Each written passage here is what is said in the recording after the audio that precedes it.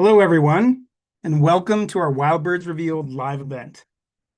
I'm Charles Eldermeyer from the Cornell Lab of Ornithology, your host for today's conversation with our guests Tim and Russell Lehman. We'll get going here in a moment, but we're giving folks time to join the event. There's a lot of people that signed up. You guys are part of something really big.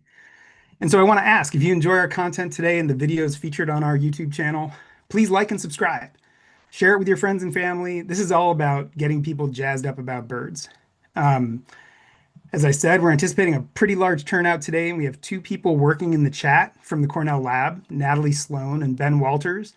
They're going to be keeping an eye out for questions, sharing links, trying to get you content that you're interested in. And with so many people here today, we may not be able to answer all the questions, but we're going to try and point you in the right direction.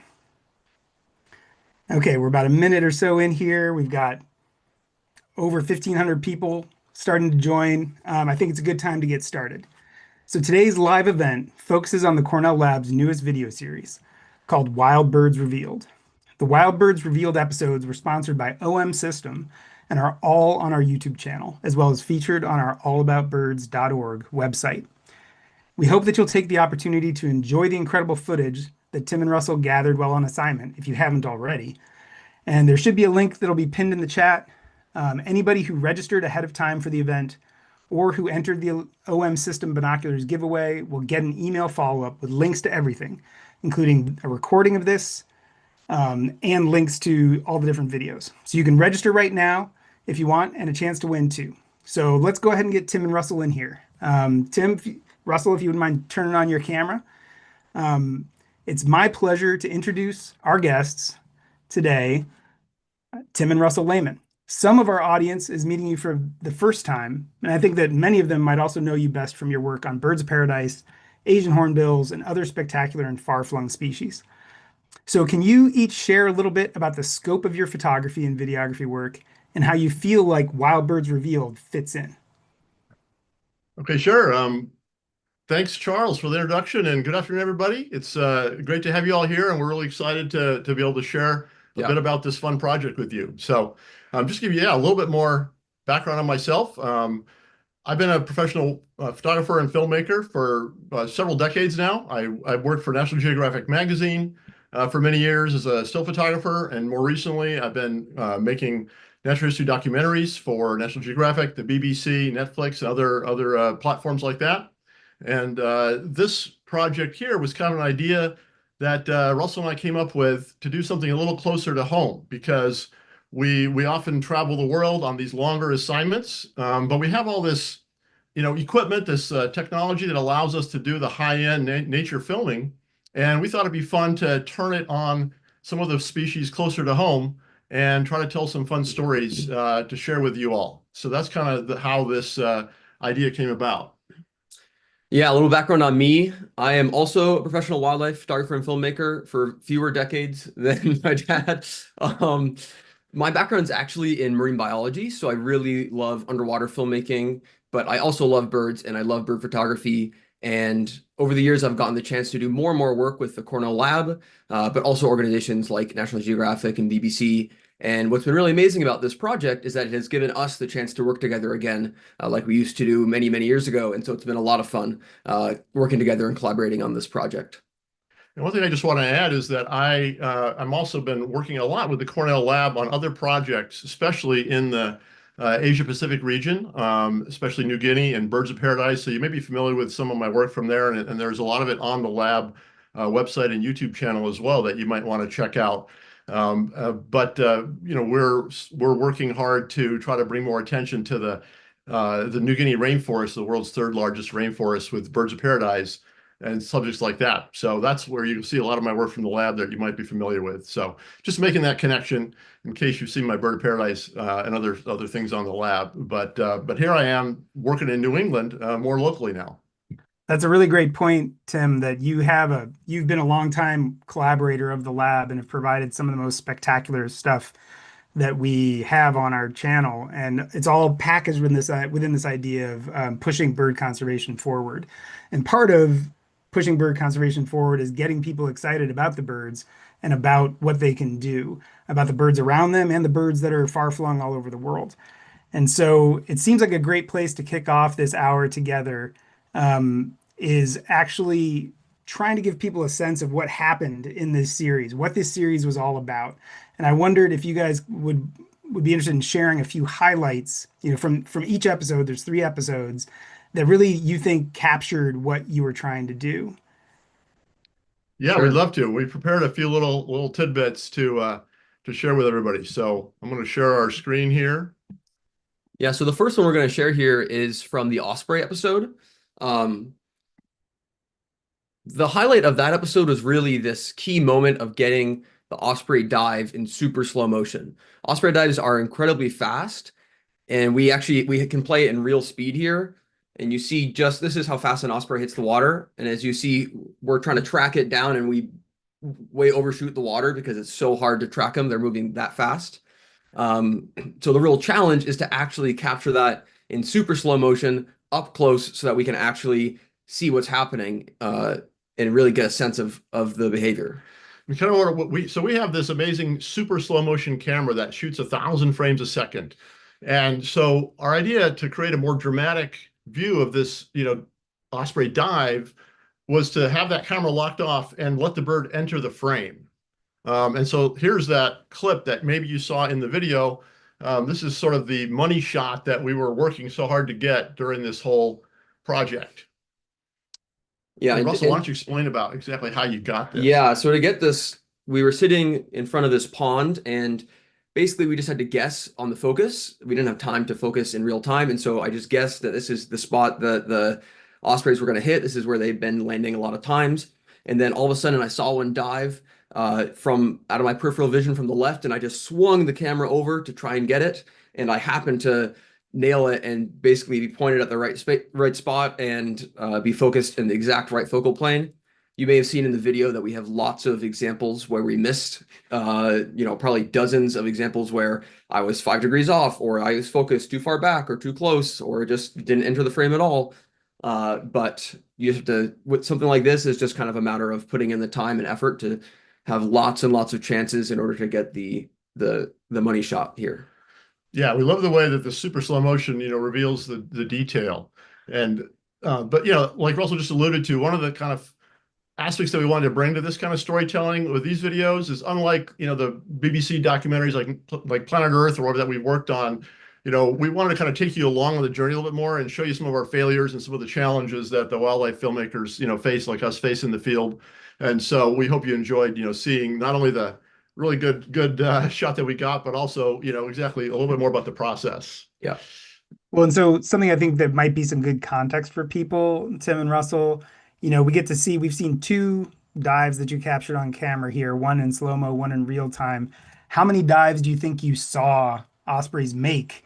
If we think about you got this one, how many did you see, and then how many did you actually even try to get on? I mean, we spent several days basically right during the peak of the alewife run, this up there where the ospreys were fishing quite often. So we saw many, dozens, maybe even 100 dives over the course of the time, and filmed many of them, some more successfully than others. That's really just incredible. And slow motion, I think people, if you haven't seen these videos, there's a couple comments in the chat about, wow, I'd love to see more of this. Like, this is part of the videos that were produced. You'll be able to sit and watch these at your leisure after this.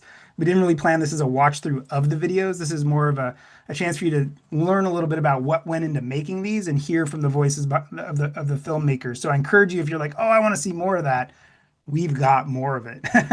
and the other thing I wanted to point out here is this slow motion revealing things is something that comes up in at least a few of these episodes, right? Like in the second episode with tree swallows, how did you guys use slow motion camera there?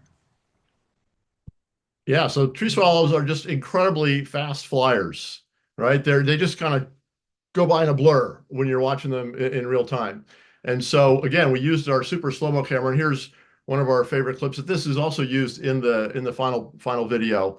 And this just represents a second or so of time. Yeah, less than that probably. Yeah, when this tree swallow is hovering in front of its nest box, but slowed down, 1 second becomes 40 seconds with this camera. So you can see this beautiful wing beats of this bird, in so much detail by slowing it down so much. Yeah. That is really incredible, and it must have been pretty challenging to get that shot. We're going to talk a little bit about technique in a few minutes from now, but let's check out what you thought was really captured what you were trying to do with the puffins in this Yeah. third episode. Yeah, so the big challenge with the puffins, or the big kind of new idea we had, or fun idea that we had that we wanted to try, was to, they're not that great of flyers up in the air, and it's because their wings are also adapted to fly underwater. So that's what we wanted to capture. And Yeah. The underwater filming of the puffins is a real challenge because up in Maine where the puffins live, the visibility is really bad, probably 3 to 5 feet depending on the tide and the currents. And so you have to be really close to the puffins. And so our strategy was to essentially attach a GoPro to a long monopod, which then I could hold out about 6 feet in front of me and kind of sneak up on the puffins a little more. So I'd hold the camera just below the surface of the water and get really close to the puffins and then be able to capture them when they dove down. Yeah, here are a few of the cool shots that Yeah. Russell got when he successfully snorkeled up among the puffins. Yeah. So here I'm basically just guessing about where the camera's pointing and hoping that I'm getting it in the frame. One thing that's really cool, I think, yeah, it is this shot. You can see the puffin floating on the surface of the water and looking down, and it really is reminiscent of a raptor that's hovering in the air over a field or something like that. And so it's almost like the puffin is floating up above its prey and then waiting to dive down once it sees a fish. Very, very similar kind of reminiscent behavior, which is pretty unique and cool to see. And I hadn't really expected to get that angle. It's cool to be looking up at the puffins and seeing the underside of the water there. I love that image of thinking about them essentially being like a soaring hawk, but their sky is actually just the surface of the water. And Exactly. incredible footage. People are really loving what you're talking about in the chat. I just see so much. I love puffins, cheese feet, which you got a great shot of there, the yellow feet underwater. That's good. Yeah. It's super fun. So, one thing that I think people will take away very quickly from these three clips that even people who haven't seen the videos yet, is that you were in really different places for each of these three shoots. And, habitat really determines where these birds are showing up, elements of food, shelter. How did you actually decide, given how little time you had, how'd you decide on the locations? What kind of decision process did you go through to sort of make sure the birds were there when you were there? Yeah, well, we chose these three species because we want to do something close to home in New England where we live. We live in Massachusetts, outside of Boston. And so the tree swallows were an easy choice because we've been working with a local conservation area and actually building nest boxes and putting them out for several years there now. So we had a good relationship there, and we knew that we could film the nesting behavior there, and that there were lots of tree swallows around those nest boxes in the spring during the breeding period. As far as the ospreys go, we did some research online up in Maine. The idea was to, where can we find a place where there's going to be repeated ospreys diving for fish in a predictable spot? That was the big question, right? Because ospreys they're all over the coastline of, the U.S. and they're feeding out in the ocean, but you never can be in the right place pointing your camera at the water when they dive. But we found out that, the alewife runs up in Maine in the spring provide this incredible concentration of fish where the ospreys are coming to hunt. The ospreys are nesting at that time, so they need to feed their chicks a lot. And so we there's a resource called MaineRivers.org. They have a great website where they had a map showing like 20 different rivers in Maine where there are alewife runs. And so we scouted out a bunch of those, and we actually filmed at several of those. Yeah. And then the puffins is a little different. Puffins only are living on nesting on 5 islands off the coast of Maine. So our potential options were very limited, but we chose to go film at Petit Manan Island because there was some local lobstermen that we could charter their boat and then they would take us out to go film the puffins. And we needed to charter the whole boat so that I could jump in the water, right? You can't jump in the water off of a big tourist boat, which there are tourist boats that were coming there and they were actually watching me swim with the puffins and they were laughing about it. But that kind of limited our options, but Petit Manan was a good option for that. That's great. We actually had somebody ask in the chat, how cold was that water when you were in there?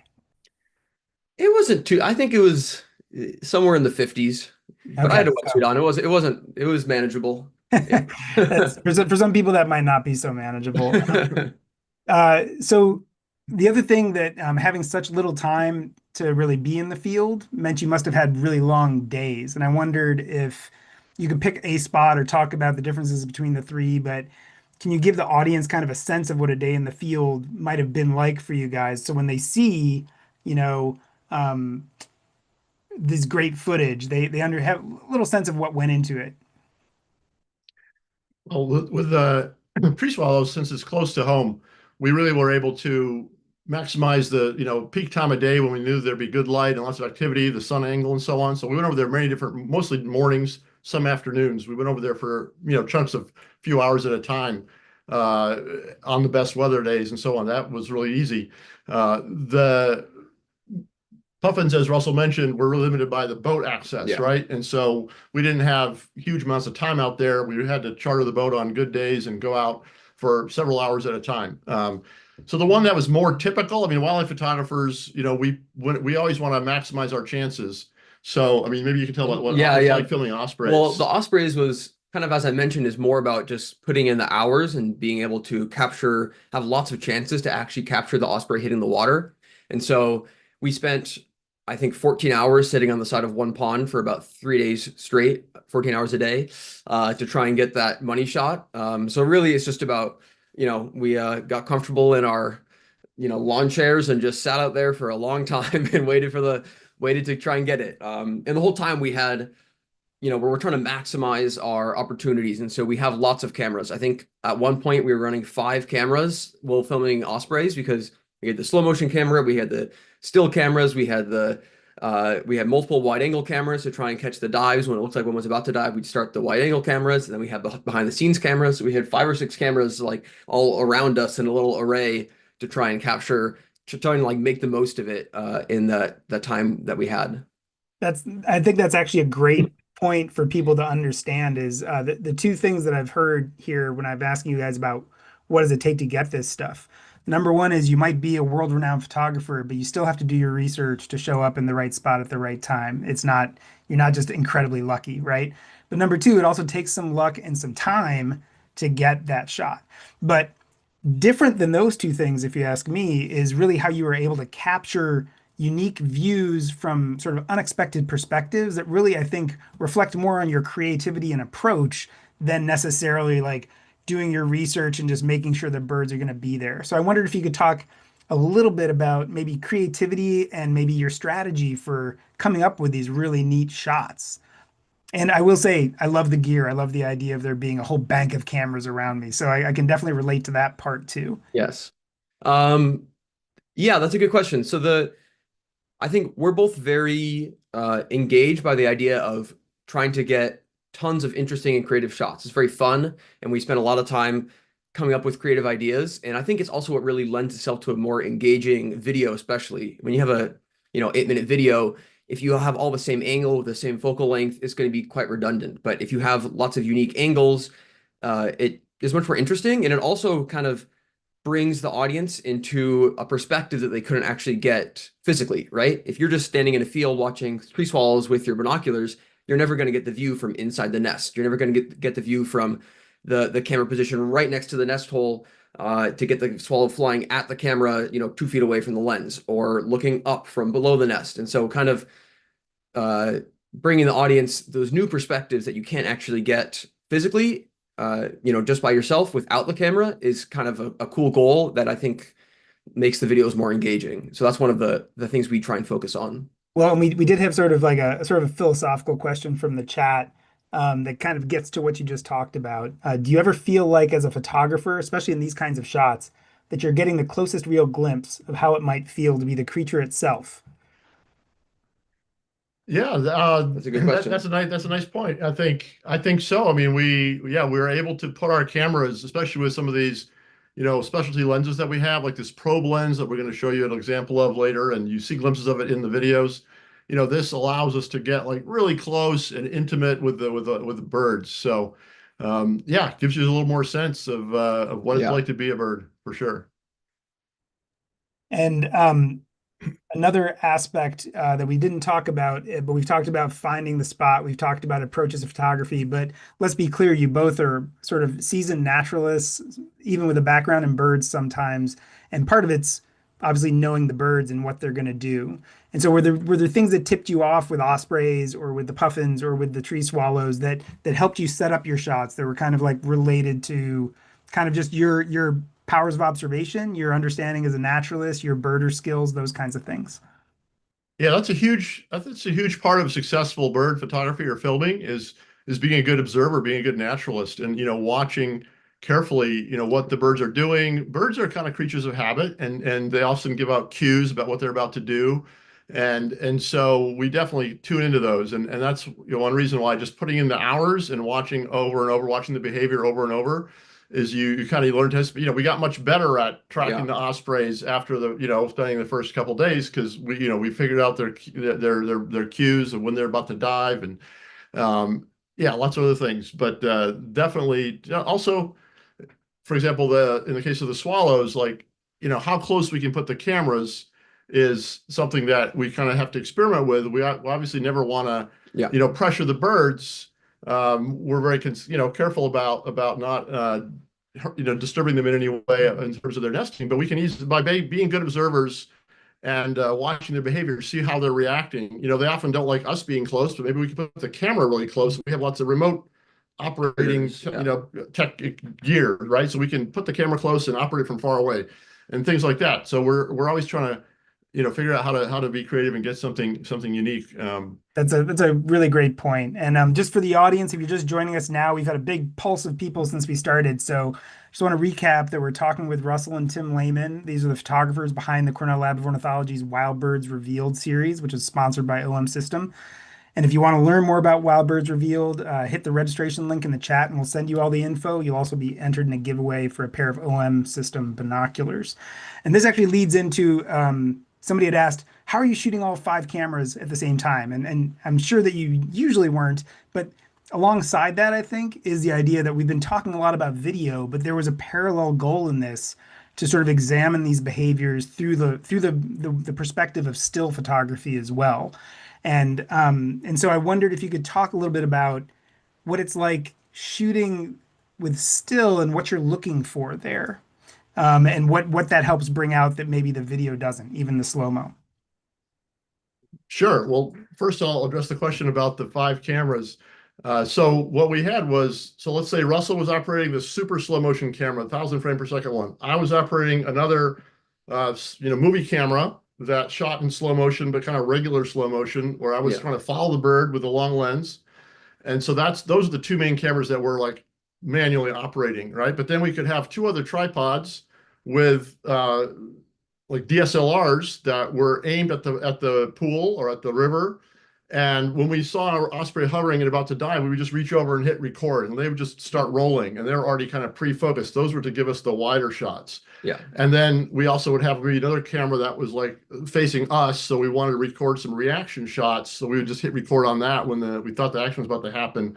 And so just weren't, there weren't always 5 cameras running all the time. And then we had the 6th one would be the still camera, which was the one that we worked with OM Systems on. And so I would occasionally, mostly as Russell was doing the super slow-mo, I would grab the still camera from time to time and shoot some stills. And what we both really, are also still photographers at heart, as well as loving to do video and make movies. Video is great for storytelling. And like in an 8-minute video like we made about ospreys, you can learn a lot. You can see we can take you along on a journey. But still photographies are also really powerful because they have the ability to freeze a moment of time and allow you to really appreciate the details. Also just really, for me, it's the way to appreciate the beauty of birds. I can appreciate that more in a still image. So here are a couple of examples of stills of the osprey with the fish. I mean, this one, I've got the whole bird in the frame, not cutting off the wings, but actually I like this next frame even better, where he came in closer and, I have real good eye contact with the bird, and even with the prey, the fish who is not having a good day is also like, making eye contact with the camera. So that kind of gives you a memorable moment. Still is something that you can kind of remember more than a passing moment of video. And so I think they really have different ways that we perceive them and can help us appreciate nature. Yeah. I think, when there's one key moment, stills are often the best way to capture it, because in video, if we capture this on video, it would still be spectacular, but being able to freeze that time and highlight the most dramatic moment of a scene, I think is where stills really are more powerful. And I know we've had questions about, Charles, you'd mentioned that we had a lot of questions about some of the photography techniques. I mean, so let me just say that when I'm trying to photograph, a large flying bird like this osprey, I can get on it, get my autofocus locked on it and track it and take a burst of shots. And that's how I did these. And that's something that, it's not super easy. It's a hand-eye coordination skill, but it's something you get a lot better with practice, just like, shooting a basket or hitting a golf ball. It's something that's requires a lot of practice to get good at, but it's a skill, right? And but that's not the only way that I photograph these action moments of birds. And I want to share another shot with you.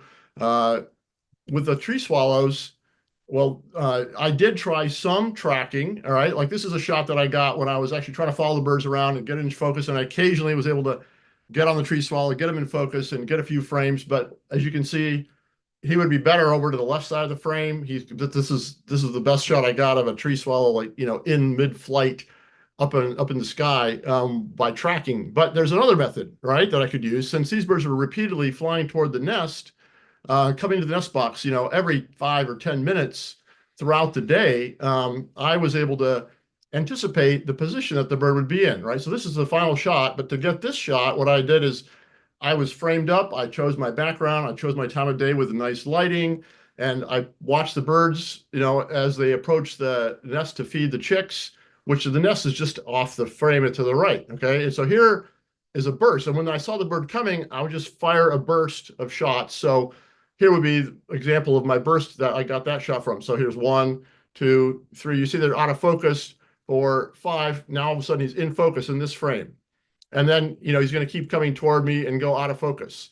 But I got that one frame that is, a really nice shot. And of course, it's a trial and error method. You need to put your time in, figure out your composition, your background, and then keep shooting until the bird goes through the right plane of focus and your burst, nails it.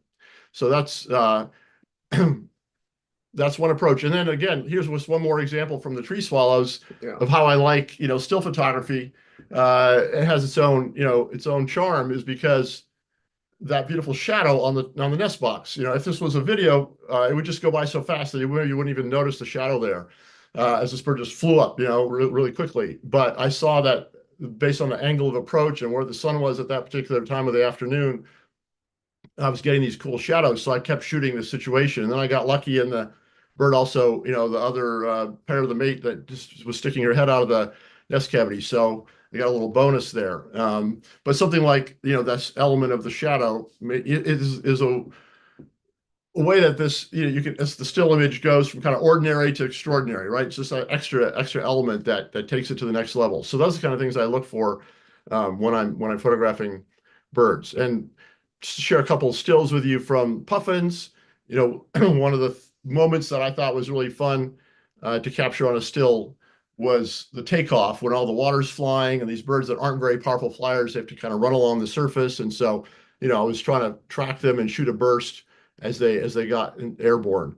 And so those are a few examples of some of the stills that we really feel kind of complement the video. And so we had this idea for this series of mixing them in together, and occasionally freezing the moment and talking about the still and then going back to the video. So yeah, I hope everybody appreciated that. Well, and I think one thing that the photos do that's different than the video is, number one, it really showcases both you and Russ, your artistic aesthetic in a different way than video. You have the opportunity to capture a single moment and highlight it. And like, even if we go back, I don't know if you could screen share, just going back to that osprey, the first couple osprey shots, just to show kind of a little bit of what I'm talking about. We have that first sort of like, go back one more. Yeah, we have this shot, which is just sort of the kind of shot you'd see, up on a wall somewhere. I mean, like, it is just like, it ticks all the boxes for composition, for like just classical, beautiful photography. And like you talked about, the eye contact. But we click to that next frame, and to your next video. And And there's something about this shot that also makes me feel like something's happening in this picture that's alive. And the like taking a picture couldn't actually contain it, right? The bird is practically bursting out of that picture, right? And so I think there's a lot to be said for, what video can do, and then there's also a lot to be said for what photography can do. And it's been really fun watching how you were able to blend both very different tools into like something that is very fun to watch in these episodes. The other thing is like you can look at this bird's wings and see that it's, you can see which feathers have molted out most recently. We can identify the fish. If you go forward to one of those shots of the puffin on the water, maybe I think it might have been the last one that we were on, as opposed to these birds that have, these beautiful wings kind of made for flying. If you go to that last, if you look there, you can actually see some of those primary feathers, bending as they try to generate lift to push this giant, heavy, plump, barely able to fly bird. I mean, it can fly, but it's designed to do things in multiple worlds. And so, we have a lot of pictures or a lot of questions about, well, couldn't you just choose a frame from a video, or how often do you use frames from videos? And I don't know if you would want to talk a little bit about, what a frame from a video versus a still taken on a dedicated still camera gets you.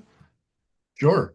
Yeah, I mean, frames from video are sometimes doable, but the main consideration, especially for fast-moving subjects like this, is that the shutter speed is just so low on a video. With video, you usually are shooting at a very low shutter speed so that the movement looks flows and it doesn't look choppy. If you shoot at a 5,000th of a second or something like that, which you need to freeze this puffin taking off, the video is going to look horrible. It's going to look like some stuttery, jagged motion. And so, if you have a very slow moving subject, you can take frames from video, but not for a flying bird like this. That's a really great answer. Do you have Yeah, anything exactly. to add to that, Tim? No. Yeah. The way our brain works is interesting. Video is playing at 24 frames a second. And if you're watching a video of this puffin taking off, which you can see in our footage, in our videos, it looks, it's sharp, it's in focus, and it looks smooth. And our eye blends together those frames, those 24 frames a second that are playing back. But if you stop each one, you would see that the wings are blurry, as they're flapping. Each wing, each between each frame, the wings are in motion, and our brain kind of blurs those together, and we see the nice smooth motion. But as Russell said, if we turned a burst of stills that were shot at 24 frames a second, into a video where each frame was sharp, it would look really choppy, and wouldn't be pleasant to watch. So yeah, if we're filming orangutans that are moving really slowly, our video cameras are really high quality, right? So like the high-end movie cameras that we use, each frame is good enough to be a really big, a still image, just as good as from a still camera. So for a landscape or a slow-moving subject, you can grab a frame. But for fast-moving birds, really, it's good to have a specialized, dedicated camera for each thing. Yeah. I mean, those are all really great points. And there's been a few people asking just about and you've kind of, I think you've talked a little bit about this when setting up the shots and the pictures that you got, for example, with the swallows, especially. But do you compose your shot or do you crop, your end product? Like, what's your process for that?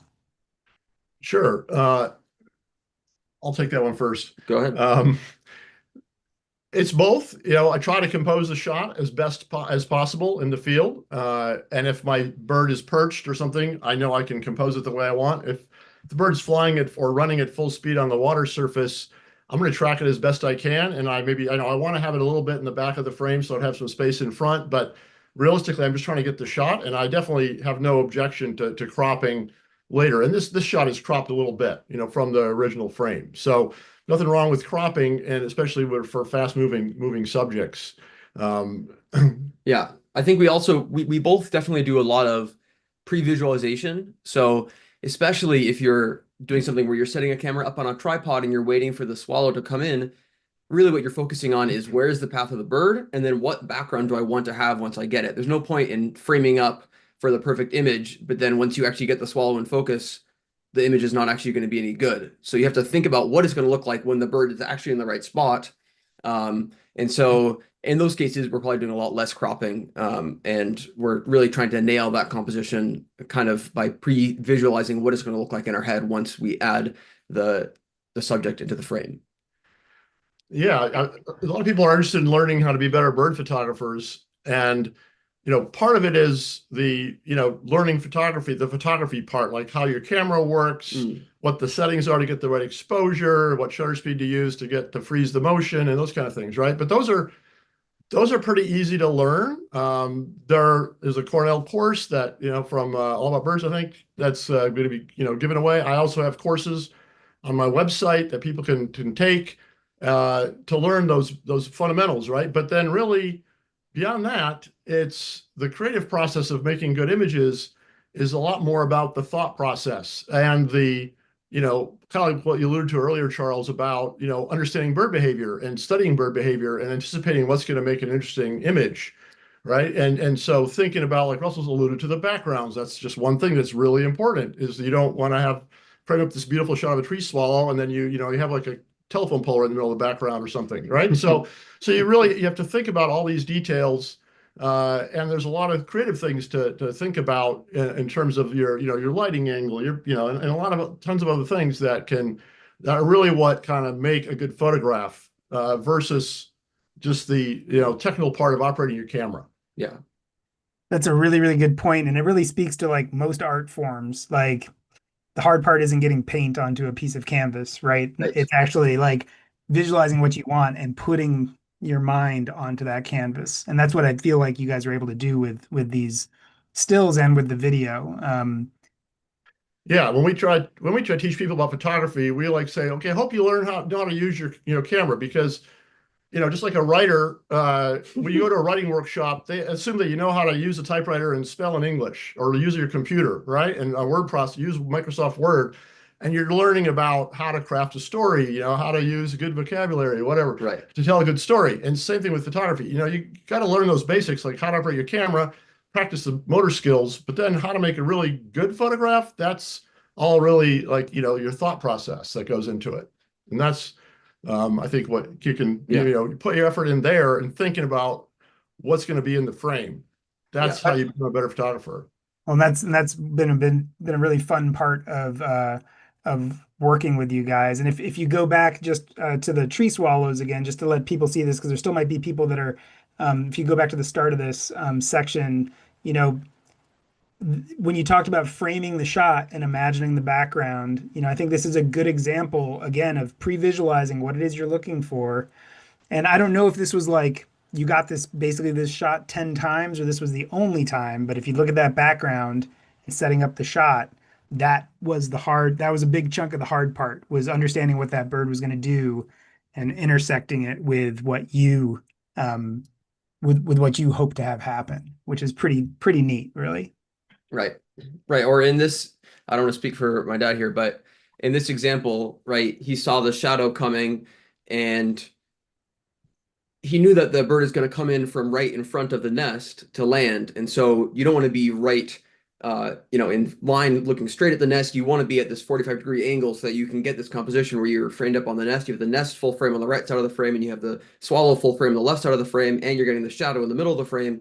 And so he was definitely subconsciously or consciously thinking of all those things in terms of his positioning, right? You could have been if he was on the other side of the nest box, you'd still get the shadow, but there would be no light on the bird coming out of the nest, right? The sun is from behind him or behind the swallow, and so it would be lighting up the wrong side of the swallow coming out of the nest's face. And so there's all these things that are, just through practice that to think about. That's great. And I hope people out in the audience are getting a sense of like, what it really takes to go out and get really interesting stuff. And if you have not seen these videos yet, there's 3 videos, all titled Wild Birds Revealed, covering Tim and Russell's, travels to try and get some really interesting footage from each of these species, showing you kind of things they're doing in a way that you probably haven't had a chance to see. So I think this is a good time to sort of switch gears a little bit, because we've talked a lot about technique here. We're not going to be able to cover how to become a great photographer in 10 minutes during a 1 hour long live event. But you mentioned that you have courses on your site, Tim. That's correct. And everybody who registers for this also gets free access to a course from Bird Academy about photographing birds in flight.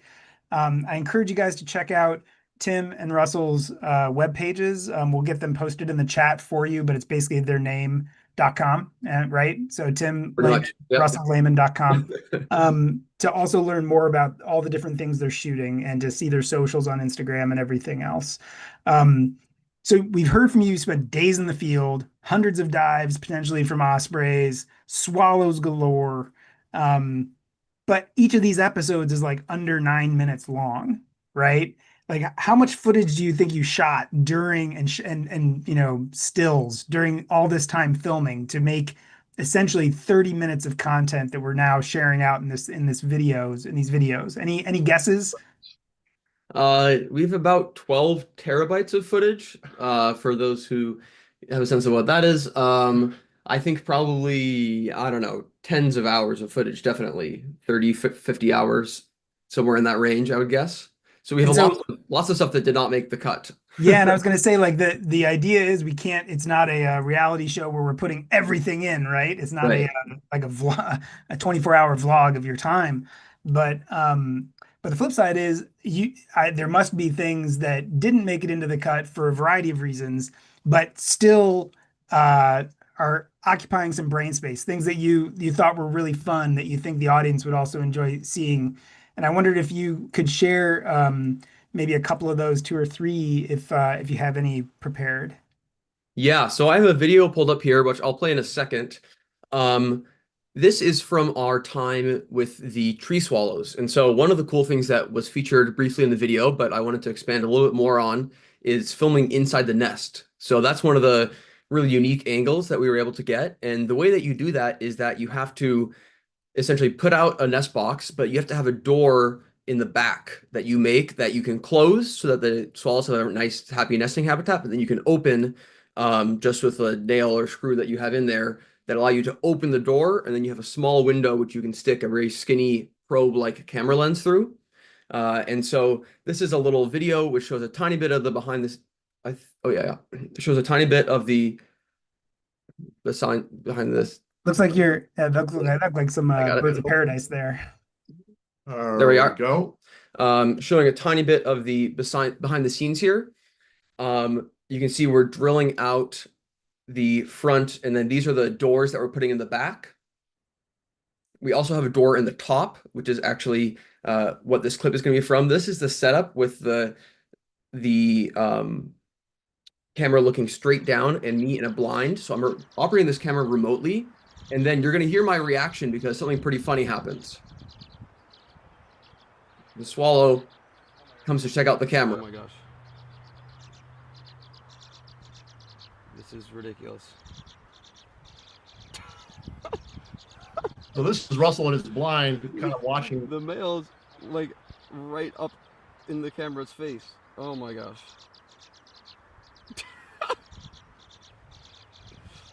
Hello. So this camera has a small little light on it because it's obviously super dark inside the nest cavity, and so it was very funny because the male swallow came in, and then he was curious about this little light that was coming in through the top of his nest, and he came right up to check out the camera and is putting his eyeball probably, you know, a quarter of an inch, maybe less, to in front of the lens. And that was a really funny moment. I hadn't seen them do this before. We filmed a lot of birds inside nest cavities, and they've never come to check out the camera. But luckily, you know, they were coming back every 2 minutes or something, so we knew that we weren't actually disturbing them. And then, yeah, we were able to capture that moment. That is hilarious, and must have been quite a surprise to see him come up and almost be looking right into your eyes. Yeah, exactly. Yeah, it's great. All right, we've got one more. And this is a behind the scenes little situation. Before we filmed this year, we'd actually done some scouting trip last year to explore the possibilities of filming these puffins underwater. And this little sequence from that time showing our first attempt. You'd call it ideal snorkeling conditions. yeah. I mean, I can maybe get in with those guys. These guys are definitely in a better snorkeling spot. Well, getting the camera set up, we're gonna try I'm gonna try and jump in with the puffins. I got this eider decoy.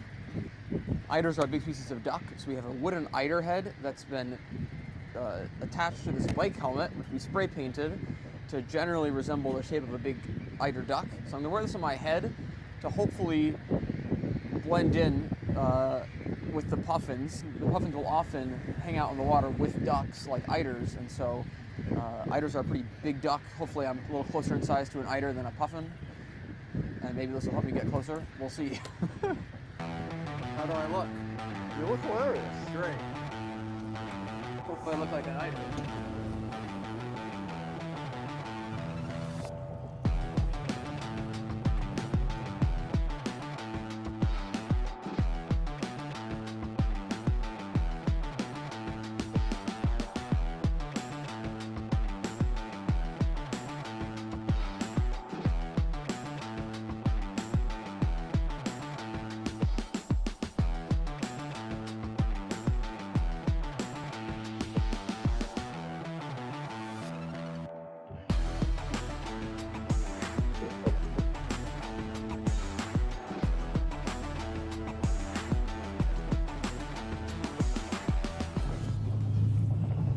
Hey, how was it? You look like you got pretty close. Yeah, I hope I got something cool. Well, Russell was pretty enthusiastic about what he might have gotten there, but it turned out it actually wasn't all that great. You kind Nope. of saw the murky water, the puffins kind of far away. So that was our first attempt, but just you know, we were trying different ideas about how swimming with the puffins would work. And you know, happily this year we tried a different approach with as you saw in the film, if you watched it already, with a puffin, stuffed puffin, you know, on Russell's head. And actually it was pretty amazing. I was in the boat filming him, and as he swam over to a few puffins, like more puffins came, and seemed like they were curious about this, you know, bigger puffin that was on his head, and they were actually coming over to check him out. So it worked out great. Yeah, it was literally a stuffed animal puffin, like a toy puffin that we zip tied to a small diving hood. It was very silly, but it was very successful. And as you can see from the footage from this most recent year, we also had some better weather. But really, I think it was the puffin decoy that allowed me to get way closer and have way more chances to actually get the puffins underwater. It's so fun to see that. Someone said in the chat you could call that a quote stuffin rather than a puffin, a stuffed your stuffed Yeah, puffin. exactly. But I think one thing that I hope people take away from watching not only the footage in Wild Birds Reveal, but hopefully by attending this, is seeing, you know, I don't want to exactly call it failure, but experimentation is a big part. You know, there's risk, meaning risk, you're not going to get the shot that you want, right? And so when you came up from the eider iteration of this, how did that feel when you came out feeling pretty good and then you saw the footage? Well, I was trying to make the most of it. But yes, it was slightly discouraging when I saw that there was barely a puffin in the murky water about 10 feet from me that you could barely make out. So I knew that there was definitely room for improvement. So we didn't know if it was going to be successful or not, but I was very happy when I was able to get so close to them, get so many chances this past summer. And so you changed to the puffin on the head. Was there any other change to your approach based upon the experience from that first time trying it out with the eider? You know, you may have seen in this most recent video that I have a small dome port in front of the camera, which is a little bit bigger and it's more buoyant. And we thought that'd be nice to get some of those over-under shots, which were in the video where you can see underwater and above water. But that really made it hard for me to get closer to the puffins. And so by taking that off and having the GoPro just by itself, it was much heavier and denser and smaller. And so I could actually, you know, keep that 2 inches below the water line and get closer to them without them noticing at all. And so that was also, I think, a big difference maker. That's great. I mean, like to me, again, it showcases sort of the iterative approach to getting the shot. And hopefully anybody out there who's an aspiring photographer is hearing this loud and clear. It's not a one and done process most of the time. And it just seems like one thing I get from watching these videos and talking with you guys today is that you really seem to embrace the fun of that, or at least you look at it through a lens of not failure, but of just learning through experimentation to get that shot. And I wonder, you know, would you say that how would you rate that as being something important compared to like being a whiz with a camera when it comes to getting a shot that you're looking for? It's definitely a process of getting feedback and having this attitude of never being satisfied. Like there's always a better photograph, right? There's no such thing as a perfect wildlife photograph. Even my most famous images that have been on the cover of National Geographic or something, I can still look at them and think of, well, this could have been a little tiny bit better if I'd been done this or that. There's never a perfect photograph. So that's part of the fun of photography. And I think especially bird photography, because there's always that element of chance. You can't control where the bird's wings are going to be right when the shutter clicks. You know, there's always an element of chance involved or luck involved in getting that better frame. So I think we're always out there in the field with the attitude that like we're never really done. We may be running out of time, but you know we can always think of ways to improve, and that's part of the creative process. That's awesome. And I just love that. And it just comes through. There's almost a joy to it, which makes any time I'm screwing something up in my own life, it's like, oh yeah, I'm doing a good job. I'm getting better, step by step. Right. Yeah. So we've got about 10 minutes left before we're up with the hour. And I wondered, we've covered a lot of ground during this hour of conversation, everything from, your favorite parts of the series, what it took to get the shots, some technique. And I think I speak for lots of people in the audience and people who have watched these videos in saying that your work is super inspiring and that the lengths that you go to get these shots are impressive. So just thanks for sharing that. But a slightly different question to kind of head us off towards the end here. Given how much time you spent in the field and you had sort of purposes for being out in the field, getting certain kinds of shots, there was the stuff that you liked that didn't make it in. But were there any moments from these shoots that stood out kind of in a different way personally, or maybe something that you discovered or were really surprised by, or something you didn't know before? I think the audience would maybe appreciate the fact that, again, you guys are, world weary, world looking, far flung travelers, and yet, you're discovering things in your backyard. Totally. One of the fun things about spending a lot of time in the field, like watching ospreys, I mean, I'd seen ospreys fishing before, but I never spent days watching them. So one of the things that I saw for the first time myself that I thought was really amazing was this moment here. We pulled up this clip. There was a glimpse of it in the show, but here's a little bit longer clip of it. This osprey dove in and came up with 1 foot and one fish in each foot, right? I mean, just incredible. And I can only assume that the alewife were packed together so densely that he accidentally grabbed 2.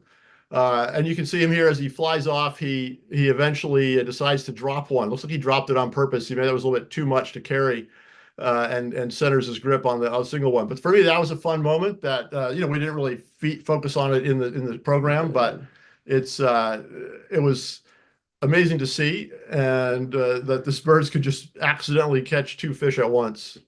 Yeah, that is incredible. Yes.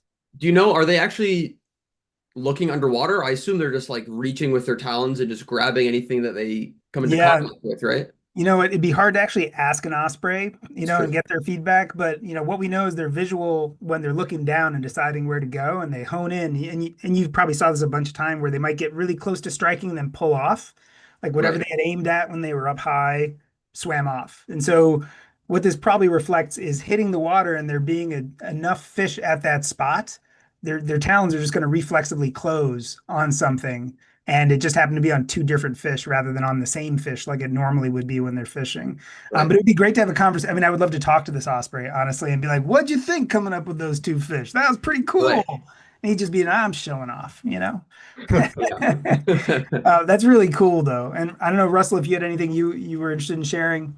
Yeah, so I pulled up this one here. So this is a behind the scenes shot. I love this moment from the swallows. So this is a baby swallow that is about to fledge. And I didn't realize that the swallows had this behavior where the chicks will sometimes they'll actually leave the nest and go back in, or often they'll sit right in the nest hole because they're so big they can climb up, and they're just sitting in the hole trying to get fed by their parents and just refusing to come out. And this chick was very cooperative. And so I started, 10 feet away, and then I moved 5 feet away, and he was still just sitting right there. And so over, half an hour, I slowly moved the camera closer. And as you can see, I got the probe lens about an inch from the baby swallow, and he did not care at all. He sometimes was begging right at the camera. He was like, "Are you my mom trying to give me some food?" but it was really amazing that we were able to get so close to them. And usually we get these shots by putting the camera there and backing off, but he was so driven to get food from his parents and beg that I actually was planning to do that, but he just stayed there the entire time. And so there's some other behind the scenes shots of me literally standing with the camera, and I'm like 2 feet from this baby swallow as I'm operating the camera and focusing it with my hand, a foot from it. So that was, and the adult was coming and the in. adult was coming in. I mean, it was just remarkable. So I have a short behind the scenes clip here. You can see this is the view from the probe lens. And going back to the audience member's question earlier, I think this is a really, this probe lens is a very wide angle lens that gets you really, really close because it's such a small lens opening. And so it kind of gives you that perspective of what it's like to be this bird because you are actually really close to it and it's a really wide angle lens. So it's a really unique perspective that I really like. And you can see what I really thought was amazing is how the adults fed the baby, the chick. So you can see it opens its mouth. And it's just remarkable. The adult just slams its face into the chick's mouth. I had no idea this was going to happen. This is a really good example of it. You can see it just is opening wide and the adult is just slamming its mouth in there. And so I thought that was very funny.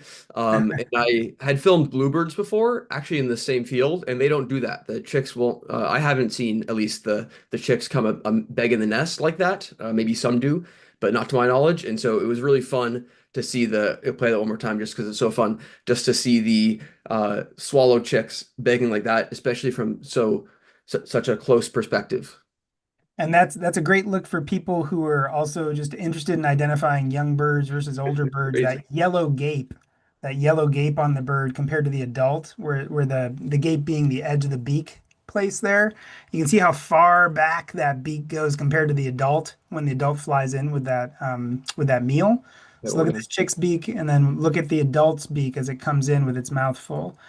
And all that yellow is basically a signifier that that bird is a young bird. And they actually have essentially like more space for food to be shoved in than they do later on. And so it's a cool thing to capture from so close up. And I really appreciate you sharing that shot with us because it's totally cool. So I'm going to turn my video back on because we are just about at the end of the hour and I've had a blast talking with you guys. I want to thank you for spending all this time with us, getting a sense of actually what went into these videos because I've now watched them so many times and shared them with my friends and family. And I encourage everybody out there, if you like these videos, please share them with your friends, subscribe to our channel. We have lots of cool things coming up in the next year that may feature some more time with Tim and Russell. So I can't talk about it too much because it's still under wraps. But it should give you a sense of what went into making Wild Birds Revealed, this cool new video series sponsored by OM System. And you had mentioned, Tim, OM System were the still cameras that you used to capture all those awesome stills that we saw. I want to remind the audience, if you've registered, you've automatically been entered in a contest to win a free pair of OM System binoculars. And we're going to follow up with an email that has information about where to watch each episode, as well as the recording of this live talk, live event that you can share with others too. And so there is still a link in the chat. You can register, I think, all the way up until tonight. And I wanted to say extra thanks to Tim and Russell again. It's been great having you here. And I wondered if you had any last thoughts for the audience before we kind of like log off from this time together. Yeah. Thanks, Charles. And thanks everybody for joining us. It's been really fun to share some of the moments that went into making these films and answer some of your questions. I think Russell says it well at the end of each video, but this point about, when you're spending more time, you just spend a lot of time with birds. It's amazing what you'll see. We really found that to be true. We love doing that. And so you don't have to have all the fancy gear that we have. If you just go out and spend time watching birds, I'm sure you're going to see some things that you hadn't seen before too. So enjoy. That's great. The only thing I would add is that I think this series has, kind of inspired me to look more closely and be more engaged with the birds that are really close to home. We have so many amazing birds, for example, in New England or anywhere that we kind of take for granted. If we were in a foreign country and we saw turkeys in the backyard and beautiful red cardinals and blue jays, you'd be, oh my gosh, just look at this cardinal in the rainforest. It's so spectacular. And you just kind of, just goes right over your head because you've seen it 100 times. But I think, stepping back and appreciating the things closer to home is a nice message and a takeaway for me from the series. Well, you took the words out of my mouth, right out of my mouth, because I was gonna say thanks for helping me see birds that I know pretty well in a totally different light yet again. And it's been really fun collaborating with you guys on this, and I can't wait to see more of what we do next. So thanks a Yeah. lot. And big thanks to everyone who joined us this afternoon. It's been a fun, interesting conversation about Wild Birds Revealed. Remember, all the episodes are live on our YouTube channel and our allaboutbirds.org website, ready to be watched and shared by you. So if you like it, share it, subscribe. If you register, we'll send you all the information. And be sure to check out Tim and Russell's websites if you want to learn more about everything they've been involved with, which is crazy, some of which is also on our YouTube channel. All right. Thank you, everyone. Thank you, Tim and Russell. Have a great